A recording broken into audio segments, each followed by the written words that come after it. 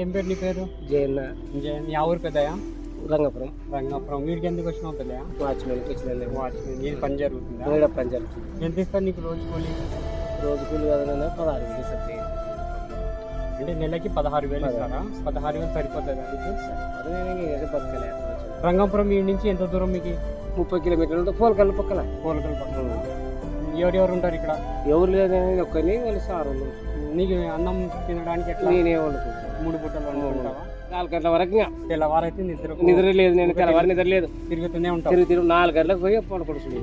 మళ్ళీ మార్నింగ్ పూట పొద్దున మమ్మీ భార్య మాకు వాళ్ళ సూదులు వాళ్ళ ఏంటి ఇప్పుడు కాలంలో ఇప్పుడు అప్పుడు ఏది తిన్నా మాకు ఇప్పుడు ఏదైనా తిని గ్యాస్ డబ్బులు 5 రోగాలు వస్తున్నాయి. అప్పుడు కాలంలో కాలం లేదు మాము. నీకు ఎప్పుడు అంటే జొన్న సంకటి నాను 15 ఏళ్ళ పిల్లలు జొన్న సంకటి తిన్నాము.